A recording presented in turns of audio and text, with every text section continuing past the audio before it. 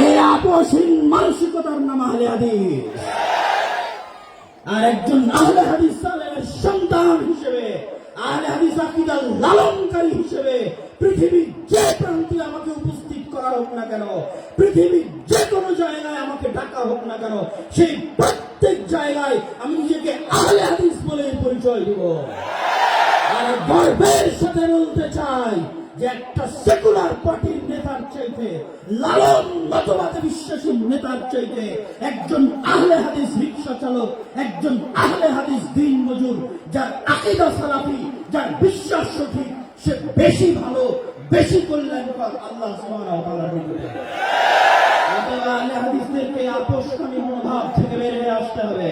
এই আপোষকামী মনোভাবের কথা আল্লাহ আব্দুল্লাহ কাফের কুরাইশি তার ইনফেরিয়রিটি কমপ্লেক্স আহলে হাদিস পরিচিতি বইয়ের মধ্যে তুলে ধরেছেন। সম্মানিত উপস্থিতি, আহলে হাদিসদের আপোষহীন হতে হবে, নিজেকে নিয়ে গর্ব করতে শিখতে হবে, আহলে হাদিস জাতিকে নিয়ে গর্ব করতে শিখতে হবে। আহলে হাদিস পরিচিতির মধ্যে আহলে হাদিসদের কি দায়িত্ব এবং কর্তব্য তার গুরুত্বপূর্ণ দিক নির্দেশনাও আল্লাহ আব্দুল্লাহ কাফের কুরাইশি রাহিমাহুল্লাহ দিয়ে গেছেন। আরো গুরুত্বপূর্ণ দিক নির্দেশনা আল্লাহ ইসলাম আলাইহি হাফিজাহুল্লাহ তিনি আপনাদের সামনে দিয়ে গেলেন।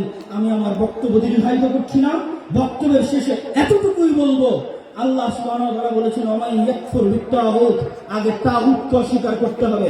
ইব্রাহিম আলাইহিস সালাতু ওয়াস সালাম বলেছেন যে ইন্না বুরাআউ মিনকুম, তোমরা যে সমস্ত শিরকের ইবাদত করো ওই সমস্ত শিরক থেকে আমি ইব্রাহিম মুক্ত।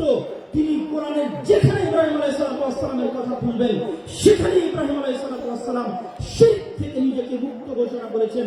আহলে হাদিসদের যদি ঈমান পরিপূর্ণ করতে হয় তাহলে আগে এই সেকুলারিজমকে, আগে এই ন্যাশনালিজমকে এবং এই ধরনের যত মতবাদ, তন্ত্র মন্ত্র আছে এই সমস্ত তাগুতি মতবাদকে অস্বীকার করতে হবে প্রকাশ্যে।